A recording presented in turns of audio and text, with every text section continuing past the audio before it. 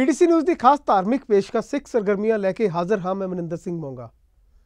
ਜਦੋਂ ਵੀ ਕਿਤੇ ਸਰਬਤ ਦੇ ਭਲੇ ਅਣਖ ਗੈਰਤ ਅਤੇ ਭਗਤੀ ਭਾਵ ਦੀ ਗੱਲ ਚੱਲਦੀ ਹੈ ਤਾਂ ਸ਼ਾਨਾਮਤੀ ਸਿੱਖ ਵਿਰਸੇ ਦਾ ਜ਼ਿਕਰ ਜ਼ਰੂਰ ਹੁੰਦਾ ਹੈ। ਸੋ ਸਿੱਖ ਕੌਮ ਦੇ ਇਸ ਵਿਲੱਖਣ ਇਤਿਹਾਸ, ਅਮੀਰ ਵਿਰਸੇ ਅਤੇ ਸ਼ਹੀਦੀਆਂ ਨਾਲ ਲਬਰੇਜ ਗਥਾਵਾਂ ਨੂੰ ਦੁਨੀਆ ਭਰ ਤੱਕ ਪਹੁੰਚਾਉਣਾ ਸਾਡੀ ਪ੍ਰਥਮ ਕੋਸ਼ਿਸ਼ ਹੈ। ਇਸ ਪ੍ਰੋਗਰਾਮ ਦੇ ਰਾਹੀਂ ਅਸੀਂ ਸਿੱਖਾਂ ਦੀ ਸਿਰਮੌਰ ਜਥੇਬੰਦੀ ਸ਼੍ਰੋਮਣੀ ਗੁਰਦੁਆਰਾ ਪ੍ਰਬੰਧਕ ਕਮੇਟੀ ਵੱਲੋਂ ਸਿੱਖੀ ਦੇ ਪ੍ਰਚਾਰ ਤੇ ਪ੍ਰਸਾਰ ਲਈ ਨਿਭਾਈਆਂ ਜਾਂਦੀਆਂ ਵੱਡਮੁੱਲੀਆਂ ਸੇਵਾਵਾਂ ਤੋਂ ਆਪ ਜੀ ਨੂੰ ਜਾਣੂ ਕਰਵਾਉਂਦੇ ਹਾਂ ਤੇ ਇਸ ਤੋਂ ਇਲਾਵਾ ਪਾਵਨ ਪਿੱਤਰ ਇਤਿਹਾਸਿਕ ਦਿਹਾੜਿਆਂ ਦੀ ਮਹੱਤਤਾ ਆਪ ਜੀ ਨਾਲ ਸਾਂਝੀ ਕਰਦੇ ਹਾਂ। ਸੋ ਪ੍ਰੋਗਰਾਮ ਦੀ ਸ਼ੁਰੂਆਤ ਕਰਦੇ ਹਾਂ ਪੰਥਕ ਹਲਕੇ ਦੀਆਂ ਸਰਗਰਮੀਆਂ ਦੇ ਨਾਲ।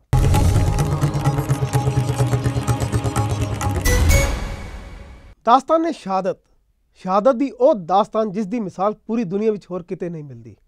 ਦਸ਼ਮ ਪਿਤਾ ਸ਼੍ਰੀ ਗੁਰੂ ਗੋਬਿੰਦ ਸਿੰਘ ਜੀ ਨੇ ਪੋਹ ਦੇ ਮਹੀਨੇ 'ਚ ਆਪਣਾ ਪੂਰਾ ਪਰਿਵਾਰ ਪੰਥ ਦੇ ਲੇਖੇ ਲਗਾ ਦਿੱਤਾ। ਪੋਹ ਯਾਨੀ ਕਿ ਦਸੰਬਰ ਦਾ ਮਹੀਨਾ ਜਦੋਂ ਵੀ ਸ਼ੁਰੂ ਹੁੰਦਾ ਹੈ ਪੂਰੀ ਦੁਨੀਆ ਭਰ ਵਿੱਚ ਵਸਦੇ ਸਿੱਖ ਇਸ ਨੂੰ ਸ਼ਹੀਦੀ ਮਹੀਨੇ ਵਜੋਂ ਮਨਾਉਂਦੇ ਨੇ। ਸੋ ਅਸੀਂ ਤੁਹਾਨੂੰ ਦਿਖਾਵਾਂਗੇ ਸ਼ਹੀਦੀ ਦਿਨਾਂ ਦੀ ਗਾਥਾ, ਜਿਸ ਦੀ ਸ਼ੁਰੂਆਤ ਕਰਾਂਗੇ ਦਾਸਤਾਨ ਸ਼੍ਰੀ ਅਨੰਦਪੁਰ ਸਾਹਿਬ ਦਾ ਕਿਲਾ ਛੱਡਣ ਦੀ ਗਾਥਾ ਤੋਂ ਲੈ ਕੇ।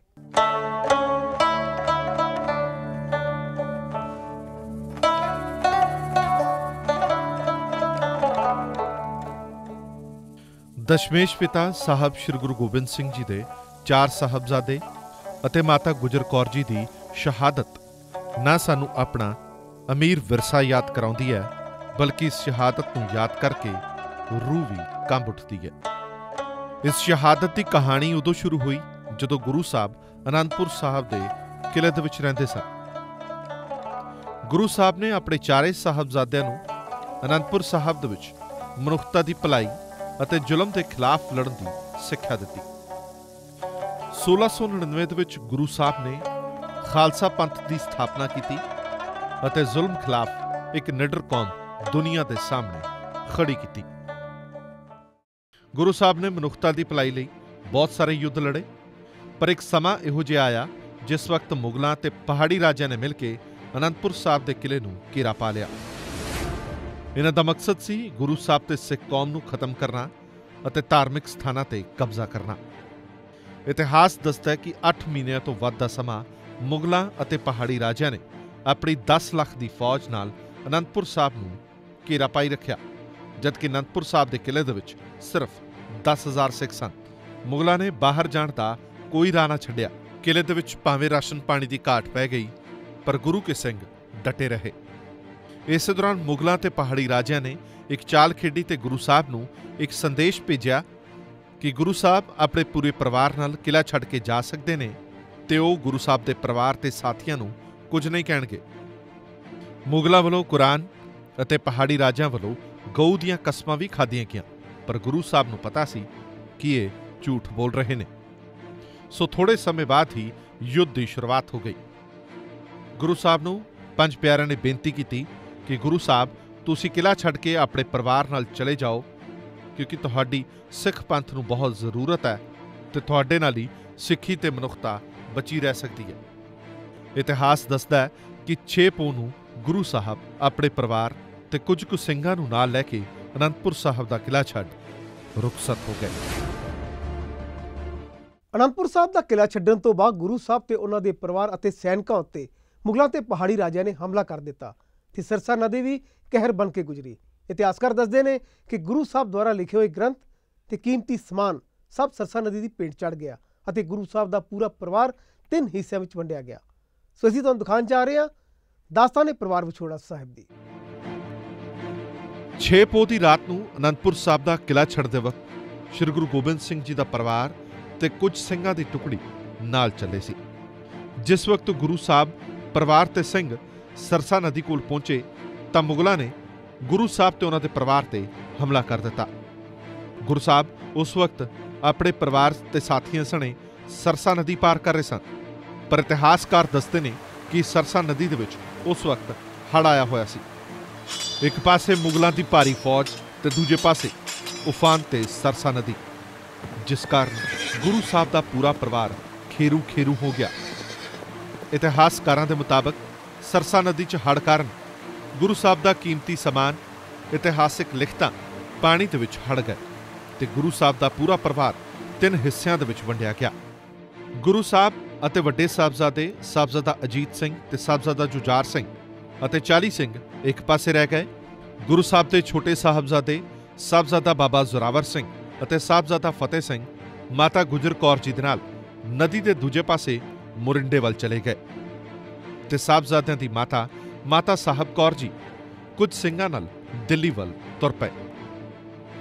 ਇਸ ਕਾਲੀ ਰਾਤ ਅਤੇ ਸਰਸਾ ਨਦੀ ਦੇ ਹੜ੍ਹ ਨੇ ਪੂਰੇ ਪਰਿਵਾਰ ਦੇ ਵਿੱਚ ਅਜਿਹਾ ਵਿਛੋੜਾ ਪਾਇਆ ਜੋ ਕਦੇ ਨਾ ਉਸ ਤੋਂ ਬਾਅਦ ਮਿਲ ਸਕਿਆ।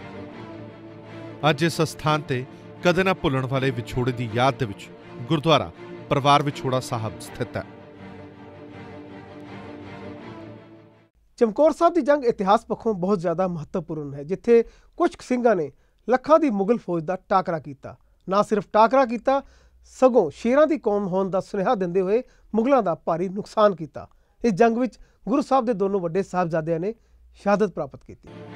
6 ਪੋਹ ਦੀ ਰਾਤ ਨੂੰ ਗੁਰੂ ਸਾਹਿਬ ਤੇ ਵੱਡੇ ਸਾਹਿਬਜ਼ਾਦੇ ਅਤੇ ਉਹਨਾਂ ਦੇ ਕੁਝ ਸਾਥੀ ਸਿੰਘਾਂ ਨੇ ਰੋਪੜ ਦੇ ਕੋਟਲਾ ਨਿਹੰਗ ਖਾਂ ਦੇ ਕੋਲ ਰਾਤ ਗੁਜ਼ਾਰੀ ਅਤੇ 7 ਪੋਹ ਦੀ ਰਾਤ ਵਿੱਚ ਚਮਕੌਰ ਦੀ ਗੜੀ 'ਚ ਪੁੱਜੇ।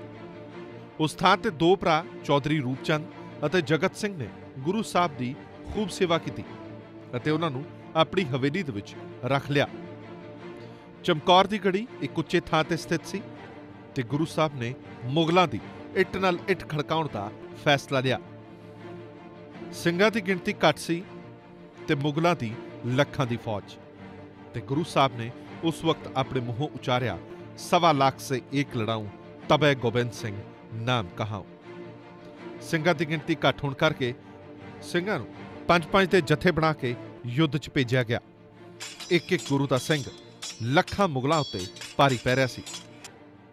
ਗੁਰੂ ਸਾਹਿਬ ਦੇ ਵੱਡੇ ਸਾਹਿਬਜ਼ਾਦੇ ਸਾਹਿਬਜ਼ਾਦਾ ਅਜੀਤ ਸਿੰਘ ਨੇ ਗੁਰੂ ਅੱਗੇ ਬੇਨਤੀ ਕੀਤੀ ਅਤੇ ਯੁੱਧ ਵਿੱਚ ਜਾਣ ਦੀ ਇਜਾਜ਼ਤ ਮੰਗੀ। ਗੁਰੂ ਸਾਹਿਬ ਨੇ ਸਾਹਿਬਜ਼ਾਦਾ ਅਜੀਤ ਸਿੰਘ ਨੂੰ ਗਲੇ ਲਗਾਇਆ ਅਤੇ ਸ਼ਸਤਰ ਦੇ ਕੇ ਯੁੱਧ ਦੇ ਮੈਦਾਨ 'ਚ ਭੇਜਿਆ। ਸਾਹਿਬਜ਼ਾਦਾ ਅਜੀਤ ਸਿੰਘ 5 ਸਿੰਘਾਂ ਦੇ ਨਾਲ ਗੜੀ 'ਚੋਂ ਬਹਾਦਰੀ ਨਾਲ ਯੁੱਧ ਦੇ ਮੈਦਾਨ ਦੇ ਵਿੱਚ ਨਿਤਰੇ ਅਤੇ ਜੈਕਾਰਿਆਂ ਦੇ ਨਾਲ ਯੁੱਧ ਦਾ ਆਗਾਜ਼ ਕੀਤਾ। ਇਤਿਹਾਸਕਾਰ ਦੱਸਦੇ ਨੇ ਕਿ ਸਾਹਿਬਜ਼ਾਦੇ ਤੇ 5 ਸਿੰਘਾਂ ਨੇ ਇਸ ਤਰ੍ਹਾਂ ਯੁੱਧ ਲੜਿਆ ਕਿ ਕੁਝ ਹੀ ਮਿੰਟਾਂ ਦੇ ਵਿੱਚ ਸੈਂਕੜੇ ਮੁਗਲ ਢੇਰ ਹੋ ਗਏ। ਸਾਹਿਬਜ਼ਾਦੇ ਦਾ ਜੋਸ਼ ਤੇ ਜਨੂਨ ਦੇਖਦਿਆਂ ਹੋਇਆਂ ਮੁਗਲਾਂ ਨੇ ਦੂਰੋਂ ਹੀ ਨੇਜਿਆਂ ਨਾਲ ਸਾਹਿਬਜ਼ਾਦਾ ਅਜੀਤ ਸਿੰਘ ਉੱਤੇ ਵਾਰ ਕਰ ਦਿੱਤੇ ਅਤੇ ਇੱਕ ਨੇਜਾ ਸਾਹਿਬਜ਼ਾਦਾ ਅਜੀਤ ਸਿੰਘ ਜੀ ਦੀ ਛਾਤੀ ਦੇ ਵਿੱਚ ਲੱਗਿਆ। ਪਰ ਫਿਰ ਵੀ ਸਾਹਿਬਜ਼ਾਦਾ ਆਪਣੇ ਆਖਰੀ ਸਾਹ ਤੱਕ ਯੁੱਧ ਦੇ ਮੈਦਾਨ ਦੇ ਵਿੱਚ ਡਟੇ ਰਹੇ ਤੇ ਸ਼ਹਾਦਤ ਦਾ ਜਾਮ ਪੀ ਗਏ। ਸਾਹਿਬਜ਼ਾਦਾ ਅਜੀਤ ਸਿੰਘ ਦੀ ਸ਼ਹੀਦੀ ਦੀ ਖਬਰ ਸੁਣ ਕੇ ਗੁਰੂ ਸਾਹਿਬ ਦੇ ਦੂਜੇ ਸਾਹਿਬਜ਼ਾਦੇ ਬਾਬਾ ਜੁਝਾਰ ਸਿੰਘ ਨੇ ਵੀ ਯੁੱਧ ਦੇ ਮੈਦਾਨ ਦੇ ਵਿੱਚ ਜਾਣ ਦੀ ਇੱਛਾ ਪ੍ਰਗਟਾਈ। ਉਸ ਵਕਤ ਜੁਝਾਰ ਸਿੰਘ ਦੀ ਉਮਰ ਸਿਰਫ 14 ਸਾਲ ਸੀ।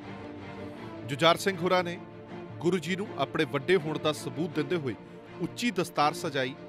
ਗੁਰੂ ਦਾ ਆਸ਼ੀਰਵਾਦ ਲੈ ਸਾਹਿਬਜ਼ਾਦਾ ਜੁਝਾਰ ਸਿੰਘ, ਭਾਈ ਹਿੰਮਤ ਸਿੰਘ, ਭਾਈ ਸਾਹਿਬ ਸਿੰਘ ਅਤੇ 3 ਹੋਰ ਸਿੰਘਾਂ ਨਾਲ ਯੁੱਧ ਲਈ ਗੜੀ 'ਚੋਂ ਬਾਹਰ ਆਏ।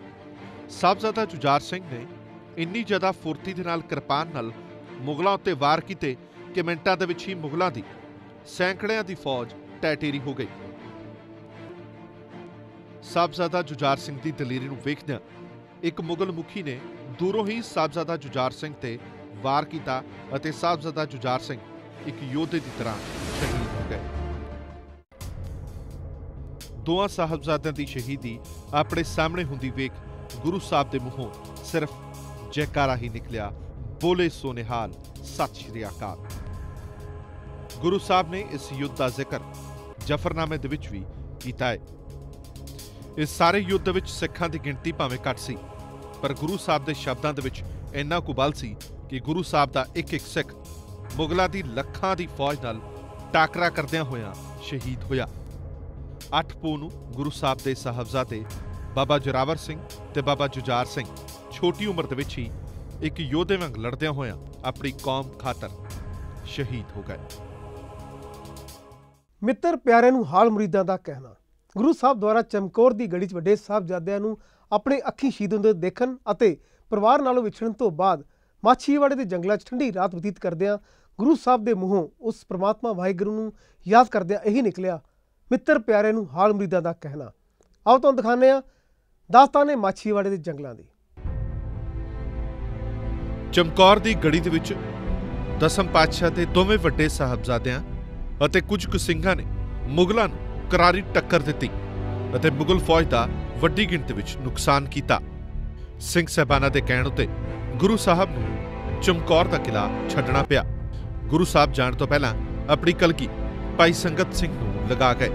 ਭਾਈ ਸੰਗਤ ਸਿੰਘ ਦਾ ਚਿਹਰਾ ਗੁਰੂ ਗੋਬਿੰਦ ਸਿੰਘ ਜੀ ਨਾਲ ਬਹੁਤ ਮਿਲਦਾ ਸੀ, ਸੋ ਸਿੰਘਾਂ ਨੇ ਯੋਜਨਾ ਬਣਾਈ ਕਿ ਭਾਈ ਸੰਗਤ ਸਿੰਘ ਜੀ ਨੂੰ ਕਲਗੀ ਲਗਾ ਕੇ ਕਿਲੇ ਦੇ ਉੱਪਰ ਖੜਾ ਕੀਤਾ ਜਾਏ ਤਾਂ ਜੋ ਮੁਗਲਾਂ ਦਾ ਧਿਆਨ ਕਿਲੇ ਵੱਲ ਹੀ ਰਹੇ। ਇਸ ਤੋਂ ਬਾਅਦ ਗੁਰੂ ਸਾਹਿਬ ਨੇ ਭਾਈ ਮਾਨ ਸਿੰਘ, ਭਾਈ ਦਇਆ ਸਿੰਘ ਅਤੇ ਭਾਈ ਧਰਮ ਸਿੰਘ ਦੇ ਨਾਲ 8 ਪੋਹ ਦੀ ਰਾਤ ਨੂੰ ਚਮਕੌਰ ਸਾਹਿਬ ਦਾ ਕਿਲਾ ਛੱਡ ਦਿੱਤਾ।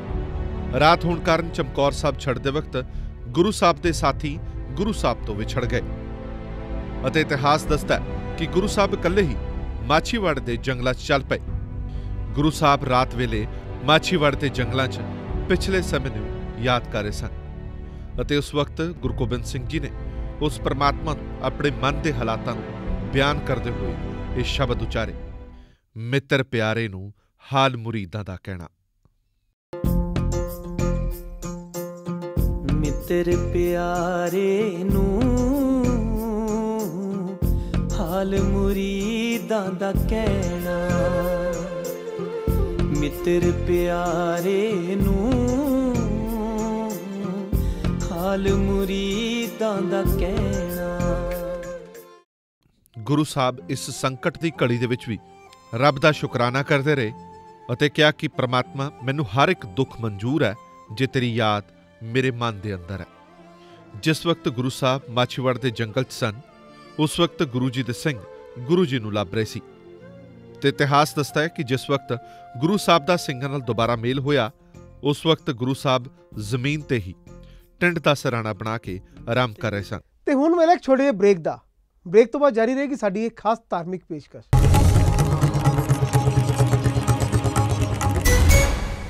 ਮਾਛੀਵਾੜੇ ਦੇ ਜੰਗਲਾਂ 'ਚ ਗੁਰੂ ਸਾਹਿਬ ਆਪਣੇ ਸਾਥੀ ਗੁਲਾਬਾ ਮਸੰਦ ਦੇ ਘਰ ਗਏ, ਜਿੱਥੇ ਗਣੀ ਖਾਂ ਤੇ ਨਬੀ ਖਾਂ ਨੇ ਗੁਰੂ ਸਾਹਿਬ ਨੂੰ ਉੱਚ ਦਾ ਪੀਰ ਕਹਿ ਕੇ ਨਵਾਜ਼ਿਆ।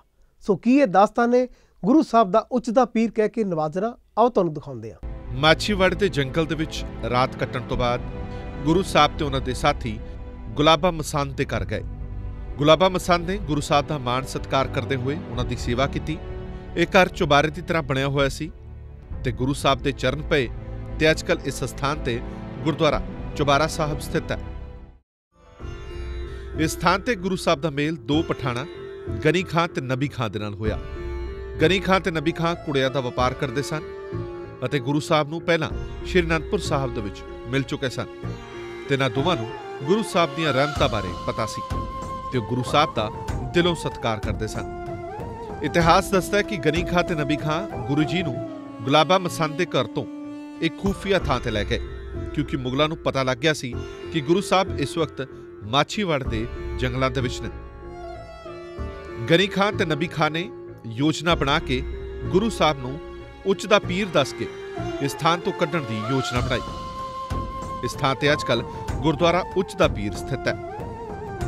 ਗਨੀ ਖਾਂ ਤੇ ਨਬੀ ਖਾਂ ਅਤੇ 3 ਹੋਰ ਸਿੰਘਾਂ ਨੇ ਗੁਰੂ ਸਾਹਿਬ ਨੂੰ ਪਾਲਕੀ 'ਚ ਬਿਠਾਇਆ ਅਤੇ ਮਾਛੀਵਾੜੇ ਦੇ ਜੰਗਲਾਂ ਨੂੰ ਪਾਰ ਕੀਤਾ। ਰਾਹ ਦੇ ਵਿੱਚ ਮੁਗਲਾਂ ਨੇ ਰੋਕਿਆ ਤੇ ਪੁੱਛਿਆ ਇਹ ਕੌਣ ਨੇ? ਗਨੀ ਖਾਂ ਤੇ ਨਬੀ ਖਾਂ ਨੇ ਉੱਤਰ ਦਿੱਤਾ ਕਿ ਇਹ ਉੱਚ ਦੇ ਪੀਰ ਨੇ। ਇਸ ਤਰ੍ਹਾਂ ਗਨੀ ਖਾਂ ਤੇ ਨਬੀ ਖਾਂ ਨੇ ਗੁਰੂ ਸਾਹਿਬ ਨੂੰ ਸੁਰੱਖਿਅਤ ਉਸ ਥਾਂ ਤੋਂ ਬਾਹਰ ਕੱਢਿਆ। ਅੱਜਕੱਲ ਇਸ ਥਾਂ ਉੱਤੇ ਗੁਰਦੁਆਰਾ ਕਿਰਪਾਨ ਪੇਂਟ ਸਾਹਿਬ ਸਥਿਤ ਹੈ। ਧੰਨ ਧੰਨ ਮਾਤਾ ਗੁਜਰੀ ਜੀ ਇੱਕ ਐਸੀ ਬਲੀਦਾਨ ਵਾਲੀ ਸ਼ਖਸੀਅਤ ਜਿਨ੍ਹਾਂ ਨੇ ਮਨੁੱਖਤਾ ਦੀ ਭਲਾਈ ਲਈ, ਧਰਮ ਤੇ ਦੇਸ਼ ਲਈ ਆਪਣਾ ਸਭ ਕੁਝ ਨਿਛਾਵਰ ਕਰ ਦਿੱਤਾ। ਸੋ ਉਸ ਮਹਾਨ ਸ਼ਖਸੀਅਤ ਦੀ ਯਾਦ 'ਚ ਆਓ ਤੁਹਾਨੂੰ ਦਿਖਾਉਂਦੇ ਹਾਂ ਦਾਸਤਾਨੇ ਸ਼ਹਾਦਤ ਮਾਤਾ ਗੁਜਰ ਕੌਰ ਜੀ। ਤਨ ਤਨ ਪਿਤਾ ਤਨ ਤਨ ਕੁਲ ਤਨ ਤਨ ਸੂ ਜਨਨੀ ਜਿਨ ਗੁਰੂ ਜਣਿਆ ਮਾਏ। ਮਾਤਾ ਗੁਜਰੀ ਜੀ ਨੂੰ 8 ਸ਼ਹੀਦੀਆਂ ਦਾ ਯੁੱਗ ਆਖ ਕੇ ਵੀ ਯਾਦ ਕੀਤਾ ਜਾਂਦਾ ਹੈ। ਮਾਤਾ ਗੁਜਰੀ ਜੀ ਸ਼ਹੀਦ ਦੀ ਮਾਂ, ਸ਼ਹੀਦ ਦੀ ਪਤਨੀ, ਸ਼ਹੀਦ ਦੀ ਭੈਣ, ਸ਼ਹੀਦਾਂ ਦੀ ਦਾਦੀ ਤੇ ਫਿਰ ਅੱਗੇ ਆਪ ਸ਼ਹੀਦ ਸ਼ਖਸੀਅਤ। ਸਹਿਣਸ਼ੀਲਤਾ, ਧਰਮ, ਦੇਸ਼, ਕੌਮ ਤੇ ਮਰ ਮਿਟ ਜਾਣ ਦੀ ਮਿਸਾਲ ਹੈ ਮਾਤਾ ਗੁਜਰੀ ਜੀ। ਮਨੁੱਖਤਾ ਤੇ ਦਰਦ ਲਈ ਆਪਣਾ ਹੀ ਨਹੀਂ ਸਗੋਂ ਆਪਣੇ ਜਣਿਆਂ ਦਾ ਵੀ ਖੂਨ ਨਿਛਾਵਰ ਕੀਤਾ। ਮਾਤਾ ਗੁਜਰ ਕੌਰ ਦਾ ਜਨਮ 1622 ਈਸਵੀ ਦੇ ਵਿੱਚ ਲਾਲ ਚੰਦ ਸੁਬੱਖੀ ਦੇ ਘਰ ਕਰਤਾਰਪੁਰ ਸਾਹਿਬ ਵਿਖੇ ਹੋਇਆ।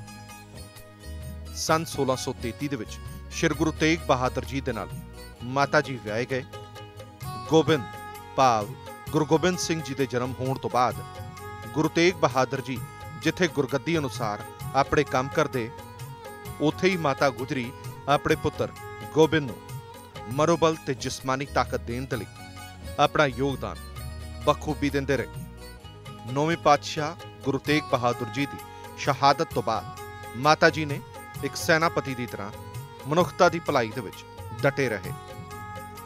ਇਸ ਸਮੇਂ ਗੋਬਿੰਦ 9 ਸਾਲ ਦੇ ਸਨ, ਪਰ ਹਰ ਸਮੇਂ ਆਪਣੇ ਪੁੱਤਰ ਦੇ ਵਿੱਚ ਧਰਮ, ਦੇਸ਼ ਤੇ ਮਨੁੱਖਤਾ ਦੀ ਭਾਵਨਾ ਪਾ ਕੇ ਗੁਰੂ ਸਾਹਿਬ ਨੂੰ ਇੱਕ ਸੂਰਬੀਰਤਾ ਵਾਲੀ ਕੌਮ ਨੂੰ ਉਜਾਗਰ ਕਰਨ ਲਈ ਪ੍ਰੇਰਿਆ।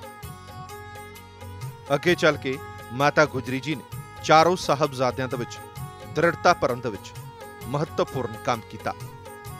ਇਹੋ ਕਾਰਨ ਹੈ ਕਿ ਛੋਟੀਆਂ ਜਿੰਦਾਂ ਦੇ ਵਿੱਚ ਧਰਤ ਤੇ ਦੇਸ਼ ਦੇ ਅੱਗੇ ਕੋਈ ਅਮੀਰੀ ਨੇ ਆ ਕੇ ਅੜਚਨ ਨਾ ਪਾਈ।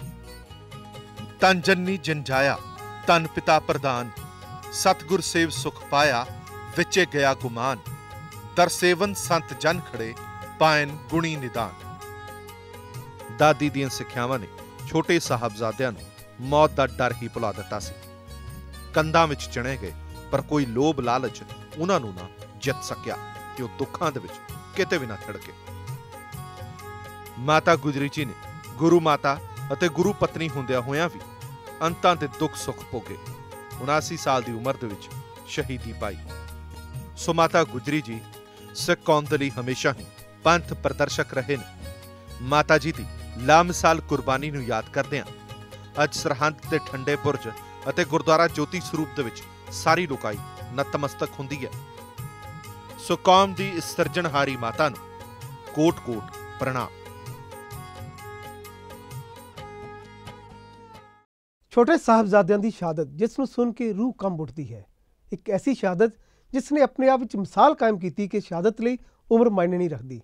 ਸੋ ਤੋਂ ਲੈ ਕੇ ਚੱਲਦੇ ਹਾਂ ਉਸ ਸਫ਼ਰ ਤੇ ਜਿੱਥੇ ਗੁਰੂ ਸਾਹਿਬ ਦੇ ਛੋਟੇ ਸਾਹਿਬਜ਼ਾਦਿਆਂ ਨੇ ਲਸਾਨੀ ਸ਼ਹਾਦਤ ਦਾ ਇਤਿਹਾਸ ਰਚਿਆ। ਕਰੋ ਯਾਦ ਗੁਰਾਂ ਦਿਆਂ ਲਾਲਾਂ ਨੂੰ, ਜੋ ਧਰਮ ਲਈ ਜਿੰਦ ਵਾਰ ਗਏ, ਜੋ ਧਰਮ ਲਈ ਜਿੰਦ ਵਾਰ ਗਏ।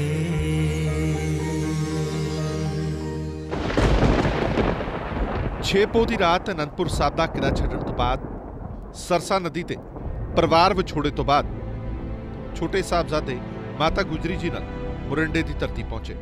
ਉਸ ਵਕਤ ਸਾਹਿਬਜ਼ਾਦਾ ਜ਼ੋਰਾਵਰ ਸਿੰਘ ਜੀ ਦੀ ਉਮਰ ਸਿਰਫ 7 ਸਾਲ ਸੀ ਤੇ ਸਾਹਿਬਜ਼ਾਦਾ ਫਤਿਹ ਸਿੰਘ ਜੀ ਦੀ ਉਮਰ 5 ਸਾਲ। ਉਸ ਰਾਤ ਛੋਟੇ ਸਾਹਿਬਜ਼ਾਦੇ ਅਤੇ ਮਾਤਾ ਗੁਜਰੀ ਜੀ ਕੁੰਮੇ ਮਾਸ਼ਕੀ ਦੀ ਚੁੱਗੀ 'ਚ ਰਹੇ ਤੇ ਅਗਲੇ ਦਿਨ ਮਾਤਾ ਗੁਜਰੀ ਜੀ ਅਤੇ ਦੋਵੇਂ ਸਾਹਿਬਜ਼ਾਦਿਆਂ ਨੂੰ ਗੁਰੂ ਘਰ ਦਾ ਰਸੋਈਆ ਗੰਗੂ ਬ੍ਰਾਹਮਣ ਮਿਲਿਆ। ਗੰਗੂ ਬ੍ਰਾਹਮਣ ਮਾਤਾ ਗੁਜਰੀ ਜੀ ਅਤੇ ਸਾਹਿਬਜ਼ਾਦਿਆਂ ਨੂੰ ਆਪਣੇ ਪਿੰਡ ਖੇੜੀ ਲੈ ਗਿਆ, ਪਰ ਗੰਗੂ ਬ੍ਰਾਹਮਣ ਗੁਰੂ ਘਰ ਦਾ ਨਮਕ ਖਾਣ ਤੋਂ ਬਾਅਦ ਵੀ ਨਮਕ ਹਰਾਮੀ ਕਰ ਗਿਆ ਅਤੇ ਉਸਨੇ ਮਾਤਾ ਗੁਜਰੀ ਜੀ ਅਤੇ ਸਾਹਿਬਜ਼ਾਦਿਆਂ ਦੀ ਜਾਣਕਾਰੀ ਮੁਰਿੰਡੇ ਦੇ ਕੋਤਵਾਲ ਨੂੰ ਦਿੱਤੀ। ਇਤਿਹਾਸ ਦੱਸਦਾ ਹੈ ਕਿ ਮੁਰਿੰਡੇ ਦੇ ਚੌਧਰੀ ਗਨੀ ਖਾਂ ਤੇ ਮਨੀ ਖਾਂ ਨੇ ਮਾਤਾ ਗੁਜਰੀ ਜੀ ਅਤੇ ਦੋਵੇਂ ਛੋਟੇ ਸਾਹਿਬਜ਼ਾਦਿਆਂ ਨੂੰ ਗ੍ਰਿਫਤਾਰ ਕਰਵਾ ਦਿੱਤਾ। ਜਿਸ ਵਕਤ ਛੋਟੇ ਸਾਹਿਬਜ਼ਾਦਿਆਂ ਨੂੰ ਲਿਜਾਇਆ ਜਾ ਰਿਹਾ ਸੀ ਤਾਂ ਸਾਹਿਬਜ਼ਾਦੇ ਫਖਰ ਨਾਲ ਮੁਸਕਰਾਉਂਦੇ ਹੋਏ ਚਿਹਰਿਆਂ ਨਾਲ ਮਾਤਾ ਗੁਜਰੀ ਜੀ ਦੀ ਛਤਰ ਛਾਇਆ ਹੇਠ ਮੁਗਲ ਸਿਪਾਹੀਆਂ ਨਾਲ ਜਾ ਰਹੇ ਸਨ। ਇਤਿਹਾਸ ਦੱਸਦਾ ਹੈ ਕਿ ਮਾਤਾ ਜੀ ਅਤੇ ਸਾਹਿਬਜ਼ਾਦਿਆਂ ਨੂੰ ਕੋਤਵਾਲ ਦੀ ਜੇਲ੍ਹ ਦੇ ਵਿੱਚ ਇੱਕ ਰਾਤ ਰੱਖਿਆ ਗਿਆ ਅਤੇ ਅਗਲੇ ਦਿਨ ਉਹਨਾਂ ਨੂੰ ਸਰਹੰਦ ਲਿਜਾਇਆ ਗਿਆ। ਸਰਹੰਦ ਦੇ ਨਵਾਬ ਵਜ਼ੀਰ ਖਾਂ ਨੇ ਸਿਪਾਹੀਆਂ ਨੂੰ ਕਹਿ ਦਿੱਤਾ ਕਿ ਮਾਤਾ ਗੁਜਰੀ ਜੀ ਅਤੇ ਦੋਵੇਂ ਛੋਟੇ ਸਾਹਿਬਜ਼ਾਦਿਆਂ ਨੂੰ ਠੰਡੇ ਬੁਰਜ ਦੇ ਵਿੱਚ ਰੱਖਿਆ ਜਾਏ। ਠੰਡੇ ਬੁਰਜ ਦਾ ਭਾਵ ਇਹ ਸੀ ਕਿ ਇੱਕ ਅਜਿਹੀ ਇਮਾਰਤ ਜੋ ਸਿਰਫ ਪਿਲਰਾਂ ਦੇ ਸਹਾਰੇ ਖੜੀ ਸੀ ਤੇ ਠੰਡੀ ਸੀਤ ਲਹਿਰ ਉੱਥੇ ਰਹਿਣ ਵਾਲੇ ਦੀਆਂ ਹੱਡੀਆਂ ਚੀਰਦੀ ਸੀ। ਪਰ ਦੋਵੇਂ ਛੋਟੇ-ਛੋਟੇ ਬਾਲ ਮਾਤਾ ਗੁਜਰੀ ਜੀ ਦੀ ਗੋਦੀ ਦਾ ਨਿੱਘ ਲੈਂਦਿਆਂ ਹੋਇਆਂ ਸਾਰੇ ਤਸ਼ੱਦਦ ਚੱਲਦੇ ਰਹੇ। ਵਜ਼ੀਰ ਖਾਂ ਚਾਹੁੰਦਾ ਸੀ ਕਿ ਛੋਟੇ ਸਾਹਿਬਜ਼ਾਦਿਆਂ ਤੇ ਮਾਤਾ ਗੁਜਰ ਕੌਰ ਜੀ ਨੂੰ ਇੰਨਾ ਤਸ਼ੱਦਦ ਦਿੱਤਾ ਜਾਏ ਕਿ ਉਹ ਪਹਿਲਾਂ ਹੀ ਟੁੱਟ ਜਾਣ, ਪਰ ਉਸ ਦਾ ਭੁਲੇਖਾ ਵੀ ਜਲਦ ਦੂਰ ਹੋਇਆ। ਇਤਿਹਾਸ ਇਹ ਵੀ ਦੱਸਦਾ ਹੈ ਕਿ ਉਸ ਵੇਲੇ ਬਾਬਾ ਮੋਤੀ ਰਾਮ ਮਹਿਰਾ ਨੇ ਆਪਣੀ ਜਾਨ ਨੂੰ ਖਤਰੇ 'ਚ ਪਾ ਕੇ ਛੋਟੇ ਸਾਹਿਬਜ਼ਾਦਿਆਂ ਅਤੇ ਮਾਤਾ ਗੁਜਰੀ ਜੀ ਨੂੰ ਦੁੱਧ ਪਿਲਾਇਆ। ਮੋਤੀ ਰਾਮ ਮਹਿਰਾ ਦੇ ਇਸ ਪੁੰਨ ਨੂੰ ਅੱਜ ਵੀ ਸਿੱਖ ਸੰਗਤ ਯਾਦ ਕਰਦੀ ਹੈ। ਖੈਰ, ਅਗਲੇ ਦਿਨ ਵਜ਼ੀਰ ਖਾਂ ਦੇ ਹੁਕਮਾਂ ਅਨੁਸਾਰ ਛੋਟੇ ਸਾਹਿਬਜ਼ਾਦਿਆਂ ਨੂੰ ਦਰਬਾਰ ਦੇ ਵਿੱਚ ਬੁਲਾਇਆ ਗਿਆ। ਵਜ਼ੀਰ ਖਾਂ ਨੇ ਕੋਸ਼ਿਸ਼ ਕੀਤੀ ਕਿ ਦਰਬਾਰ ਦਾ ਵੱਡਾ ਗੇਟ ਬੰਦ ਕਰਕੇ ਛੋਟੇ ਸਾਹਿਬਜ਼ਾਦਿਆਂ ਨੂੰ ਝੁਕਾਇਆ ਜਾਵੇ, ਪਰ ਉਸ ਦੀਆਂ ਆਸਾਂ ਤੇ ਦੋਵੇਂ ਸਾਹਿਬਜ਼ਾਦਿਆਂ ਨੇ ਪਾਣੀ ਫੇਰ ਦਿੱਤਾ। ਜਦੋਂ ਗੇਟ ਵਿੱਚ ਲੰਘਣ ਲੱਗਿਆ, ਸਿਰ ਦੀ ਥਾਂ ਪਹਿਲਾਂ ਪੈਰ ਅੰਦਰ ਰੱਖਿਆ। ਪਹਿਲੇ ਦਿਨ ਵਜ਼ੀਰ ਖਾਂ ਨੇ ਦੋਵੇਂ ਸਾਹਿਬਜ਼ਾਦਿਆਂ ਨੂੰ ਅਨੇਕਾਂ ਤਰ੍ਹਾਂ ਦੇ ਲਾਲਚ ਦਿੱਤੇ ਅਤੇ ਇਸਲਾਮ ਧਰਮ ਕਬੂਲ ਕਰਨ ਦੀ ਗੱਲ ਕਹੀ, ਪਰ ਦੋਵੇਂ ਸਾਹਿਬਜ਼ਾਦਿਆਂ ਨੇ ਨਿਡਰਤਾ ਤੇ ਦ੍ਰਿੜਤਾ ਦੇ ਨਾਲ ਵਜ਼ੀਰ ਖਾਨ ਨੂੰ ਜਵਾਬ ਦਿੱਤਾ। ਸਾਹਿਬਜ਼ਾਦਿਆਂ ਦੇ ਬੁਲੰਦ ਹੌਸਲੇ ਵੇਖ ਵਜ਼ੀਰ ਖਾਨ ਨੇ ਉਹਨਾਂ ਨੂੰ ਵਾਪਸ ਭੇਜ ਦਿੱਤਾ। ਉਸ ਰਾਤ ਫਿਰ ਠੰਡੇ ਬੁਰਜ ਦੇ ਵਿੱਚ ਘੁੱਪ ਹਨੇਰੀ ਠੰਡੀ ਰਾਤ ਸਾਹਿਬਜ਼ਾਦਿਆਂ ਨੇ ਆਪਣੀ ਦਾਦੀ ਮਾਂ ਨਾਲ ਕੱਟੀ। ਅਗਲੇ ਦਿਨ ਫਿਰ ਤੋਂ ਦਰਬਾਰ ਦੇ ਵਿੱਚ ਉਹਨਾਂ ਨੂੰ ਬੁਲਾਇਆ ਗਿਆ ਅਤੇ ਫਿਰ ਸਾਹਿਬਜ਼ਾਦਿਆਂ ਨੂੰ ਸਖਤੀ ਨਾਲ ਕਿਹਾ ਗਿਆ ਕਿ ਉਹ ਇਸਲਾਮ ਧਰਮ ਕਬੂਲ ਕਰ ਲੈਣ, ਪਰ ਸਾਹਿਬਜ਼ਾਦੇ ਟਸ ਤੋਂ ਮਸ ਨਾ ਹੋਏ। ਇਤਿਹਾਸ ਦੱਸਦਾ ਹੈ ਕਿ ਦੀਵਾਨ ਸੁੱਚਾਨੰਦ ਨੇ ਸਰਹੰਦ ਦੇ ਵਜ਼ੀਰ ਦੇ ਕੰਨ ਭਰੇ ਤੇ ਕਾਜ਼ੀ ਨਾਲ ਸਲਾਹ ਕਰਕੇ ਸਾਹਿਬਜ਼ਾਦਿਆਂ ਨੂੰ ਨੀਹਾਂ 'ਚ ਚੜਾਉਣ ਲਈ ਗਿਆ। ਇਤਿਹਾਸ ਇਹ ਵੀ ਦੱਸਦਾ ਹੈ ਕਿ ਉਸ ਵੇਲੇ ਨਵਾਬ ਮਲੇਰਕੋਟਲਾ ਨੇ ਹਾ ਦਾ ਨਾਰਾ ਵੀ ਮਾਰਿਆ, ਪਰ ਨਵਾਬ ਵਜ਼ੀਰ ਖਾਨ ਨੇ ਮਲੇਰਕੋਟਲਾ ਦੇ ਨਵਾਬ ਦੀ ਇੱਕ ਨਾ ਸੁਣੀ ਤੇ ਸਾਹਿਬਜ਼ਾਦਿਆਂ ਨੂੰ ਜ਼ਿੰਦਾ ਨੀਹਾਂ 'ਚ ਚੜਾਉਣ ਦਾ ਹੁਕਮ ਸੁਣਾ ਦਿੱਤਾ। ਅਨੇਕਾਂ ਤਰ੍ਹਾਂ ਦੇ ਲਾਲਚ, ਅਨੇਕਾਂ ਤਰ੍ਹਾਂ ਦੇ ਡਰ ਵੀ ਸਾਹਿਬਜ਼ਾਦਿਆਂ ਨੂੰ ਉਹਨਾਂ ਦੇ ਹੌਸਲੇ ਤੋਂ ਡੁਲਾ ਨਾ ਸਕੇ, ਕਿਉਂਕਿ ਸਾਹਿਬਜ਼ਾਦਿਆਂ ਨੂੰ ਸ਼ਹਾਦਤ ਦੀ ਉਦਾਹਰਨ ਗੁਰਤੇ ਵਿੱਚੋਂ ਮਿਲੀ ਸੀ। ਸੋ ਆਖਰਕਾਰ 13 ਪੋਹ ਦੀ ਰਾਤ ਸਾਹਿਬਜ਼ਾਦਾ ਜ਼ੋਰਾਵਰ ਸਿੰਘ ਤੇ ਸਾਹਿਬਜ਼ਾਦਾ ਫਤਿਹ ਸਿੰਘ ਨੂੰ ਵਜ਼ੀਰ ਖਾਂ ਦੇ ਹੁਕਮਾਂ ਅਨੁਸਾਰ ਜ਼ਿੰਦਾ ਨੀਹਾਂ 'ਚ ਚਿਣਵਾ ਦਿੱਤਾ ਗਿਆ। ਗੁਰੂ ਸਾਹਿਬ ਦੇ ਨਾਲ ਸਿੱਖ ਪੰਥ ਦੀ ਨਿਡਰਤਾ ਨੂੰ ਦਿਖਾਉਂਦੇ ਹੋਏ ਸ਼ਹੀਦ ਹੋ ਗਏ। ਦੀਵਾਨ ਟੋਡਰਮਲ, ਮੋਤੀ ਰਾਮ ਮਹਿਰਾ ਅਤੇ ਨਵਾਬ ਮਲੇਰਕੋਟਲਾ, ਜਿਨ੍ਹਾਂ ਨੇ ਸਿੱਖ ਕੌਮ ਦੇ ਕੁਰਬਾਨੀਆਂ ਭਰੇ ਇਤਿਹਾਸ ਵਿੱਚ ਆਪਣਾ ਵਡਮੁੱਲਾ ਯੋਗਦਾਨ ਪਾਇਆ। ਸੋ ਤੁਹਾਨੂੰ ਦਿਖਾਉਂਦੇ ਹਾਂ ਦਾਸਤਾਨੇ ਸ਼ਹਾਦਤ ਦੀਵਾਨ ਟੋਡਰਮਲ, ਮੋਤੀ ਰਾਮ ਮਹਿਰਾ ਅਤੇ ਨਵਾਬ ਮਲੇਰਕੋਟਲਾ, ਜਿਨ੍ਹਾਂ ਦਾ ਗੁਰੂ ਘਰ ਲਈ ਪਿਆਰ ਉਹਨਾਂ ਦੀਆਂ ਕੁਰਬਾਨੀਆਂ 'ਚ ਦਿਖਦਾ ਹੈ। ਦੋਵੇਂ ਸਾਹਿਬਜ਼ਾਦਿਆਂ ਦੀ ਸ਼ਹਾਦਤ ਤੋਂ ਬਾਅਦ ਹਰ ਪਾਸੇ ਹਾਹਾਕਾਰ ਮਚ ਗਈ ਤੇ ਹਰ ਇੱਕ ਦੀ ਜ਼ੁਬਾਨ ਤੇ ਸਿਰਫ ਇੰਨੀ ਗੱਲ ਸੀ ਕਿ ਇੰਨਾ ਜ਼ੁਲਮ ਤੇ ਕਹਿਰ ਕਿਵੇਂ ਕੋਈ ਕਮਾ ਸਕਦਾ ਹੈ। ਵਜ਼ੀਰ ਖਾਨ ਨੇ ਸਾਹਿਬਜ਼ਾਦਿਆਂ ਨੂੰ ਨੀਹਾਂ 'ਚ ਚਿਣਵਾ ਕੇ ਪਾਪ ਕਮਾਇਆ ਅਤੇ ਆਪਣੇ ਆਪ ਨੂੰ ਧਰਮ ਦੇ ਉਲਟ ਹੋਣ ਦਾ ਸੁਨੇਹਾ ਦਿੱਤਾ। ਮੁਗਲਾਂ ਵੱਲੋਂ ਅਤਿਆਚਾਰ ਦੀ ਅੱਤ ਕਰਦਿਆਂ ਹੋਇਆਂ ਮੋਤੀ ਰਾਮ ਮਹਿਰਾ, ਜਿਨ੍ਹਾਂ ਨੇ ਸਾਹਿਬਜ਼ਾਦਿਆਂ ਨੂੰ ਠੰਡੇ ਬੁਰਜ ਦੇ ਵਿੱਚ ਦੁੱਧ ਪਿਆਇਆ ਸੀ ਬਾਰੇ ਪਤਾ ਲੱਗਣ ਤੋਂ ਬਾਅਦ ਪਰਿਵਾਰ ਸਮੇਤ ਮੋਤੀ ਰਾਮ ਮਹਿਰਾ ਨੂੰ ਚੱਕੀ ਦੇ ਵਿੱਚ ਪੀੜ ਕੇ ਸ਼ਹੀਦ ਕਰਵਾ ਦਿੱਤਾ। ਗੁਰਦੁਆਰਾ ਫਤਿਹਗੜ੍ਹ ਸਾਹਿਬ ਦੇ ਵਿੱਚ ਅੱਜ ਵੀ ਉਹ ਗਲਾਸ ਮੌਜੂਦ ਨੇ, ਜਿਨ੍ਹਾਂ ਗਲਾਸਾਂ ਦੇ ਵਿੱਚ ਛੋਟੇ ਸਾਹਿਬਜ਼ਾਦਿਆਂ ਨੂੰ ਦੁੱਧ ਪਿਆਇਆ ਗਿਆ ਸੀ ਤੇ ਰਹਿੰਦੀ ਦੁਨੀਆ ਤੱਕ ਮੋਤੀ ਰਾਮ ਮਹਿਰਾ ਦਾ ਨਾਮ ਸਿੱਖ ਕੌਮ ਹਮੇਸ਼ਾ ਯਾਦ ਰੱਖੇਗੀ। ਛੋਟੇ ਸਾਹਿਬਜ਼ਾਦੇ ਤੇ ਮਾਤਾ ਗੁਜਰੀ ਜੀ ਦਾ ਦਾਹ ਸੰਸਕਾਰ ਕਰਨ ਦੇ ਲਈ ਦੀਵਾਨ ਟੋਡਰਮਲ, ਜੋ ਕਿ ਇੱਕ ਸੁਨਿਆਰਾ ਸੀ, ਨਵਾਬ ਵਜ਼ੀਰ ਖਾਂ ਦੇ ਕੋਲ ਪੇਸ਼ ਹੋਇਆ ਅਤੇ ਉਸਨੇ ਨਵਾਬ ਨੂੰ ਛੋਟੇ ਸਾਹਿਬਜ਼ਾਦੇ ਅਤੇ ਮਾਤਾ ਗੁਜਰੀ ਜੀ ਦੇ ਦਾਹ ਸੰਸਕਾਰ ਕਰਨ ਦੀ ਇਜਾਜ਼ਤ ਮੰਗੀ। ਲਾਲਚੀ ਵਜ਼ੀਰ ਖਾਂ ਨੂੰ ਪਤਾ ਸੀ ਕਿ ਦੀਵਾਨ ਟੋਡਰਮਲ ਬਹੁਤ ਧਨੀ ਹੈ। ਵਜ਼ੀਰ ਖਾਂ ਨੇ ਦੀਵਾਨ ਟੋਡਰਮਲ ਨੂੰ ਕਿਹਾ ਕਿ ਜਿੰਨੀ ਜ਼ਮੀਨ ਉਸ ਨੂੰ ਚਾਹੀਦੀ ਹੈ ਦਾਹ ਸੰਸਕਾਰ ਦੇ ਲਈ, ਉਹ 19 ਜ਼ਮੀਨ ਤੇ ਮੋਹਰਾਂ ਵਿਛਾ ਦੇਵੇ ਤੇ ਮੋਹਰਾਂ ਵੀ ਖੜੀਆਂ ਕਰਕੇ। ਦੀਵਾਨ ਟੋਡਰਮਲ ਨੇ ਵਜ਼ੀਰ ਖਾਂ ਦੀ ਗੱਲ ਸਵੀਕਾਰ ਕਰ ਲਈ ਤੇ ਇਸ ਜ਼ਮੀਨ ਨੂੰ ਖਰੀਦਣ ਲਈ ਦੀਵਾਨ ਟੋਡਰਮਲ ਨੇ ਆਪਣਾ ਸਭ ਕੁਝ ਕੁਰਬਾਨ ਕਰ ਦਿੱਤਾ। ਜਿੱਥੇ ਅੱਜ ਕੱਲ੍ਹ ਗੁਰਦੁਆਰਾ ਜੋਤੀ ਸਰੂਪ ਸਥਿਤ ਹੈ, ਇਸ ਧਰਤੀ ਨੂੰ ਦੁਨੀਆ ਦੀ ਸਭ ਤੋਂ ਮਹਿੰਗੀ ਧਰਤੀ ਹੋਣ ਦਾ ਮਾਣ ਵੀ ਪ੍ਰਾਪਤ ਹੈ, ਜਿਸ ਨੂੰ ਦੀਵਾਨ ਟੋਡਰਮਲ ਨੇ ਖਰੀਦਿਆ ਸੀ। ਅੱਜ ਵੀ ਲੋਕ ਦੀਵਾਨ ਟੋਡਰਮਲ ਦੀ ਕੁਰਬਾਨੀ ਤੇ ਕੁਰਬਾਨ ਜਾਂਦੇ ਨੇ। ਇਸ ਪ੍ਰੋਗਰਾਮ ਵਿੱਚ ਸਾਡੀ ਭਰਪੂਰ ਕੋਸ਼ਿਸ਼ ਰਹਿੰਦੀ ਕਿ ਸਾਰੇ ਹਫ਼ਤੇ ਦੀਆਂ ਪੰਥਕ ਸਰਗਰਮੀਆਂ ਦੇ ਨਾਲ ਤੁਹਾਨੂੰ ਰੂਬਰੂ ਕਰਾਈਏ। ਸਾਡੇ ਇਸ ਪ੍ਰੋਗਰਾਮ ਸੰਬੰਧੀ ਜਾਂ ਸ਼੍ਰੋਮਣੀ ਗੁਰਦੁਆਰਾ ਪ੍ਰਬੰਧਕ ਕਮੇਟੀ ਸੰਬੰਧੀ ਤੁਸੀਂ ਕੋਈ ਰਾਏ, ਕੋਈ ਸੁਝਾਅ ਦੇਣਾ ਚਾਹੁੰਦੇ ਹੋ ਤਾਂ ਮੇਲ ਕਰੋ feedback@ptcnetwork.tv ਤੇ। ਅਗਲੇ ਹਫ਼ਤੇ ਫਿਰ ਹਾਜ਼ਰ ਹੋਵਾਂਗੇ ਸਿੱਖ ਸਰਗਰਮੀਆਂ ਲੈ ਕੇ। ਤਦ ਤੱਕ ਲਈ ਦਿਓ ਇਜਾਜ਼ਤ। ਵਾਹਿਗੁਰੂ ਜੀ ਕਾ ਖਾਲਸਾ, ਵਾਹਿਗੁਰੂ ਜੀ ਕੀ ਫਤਿਹ।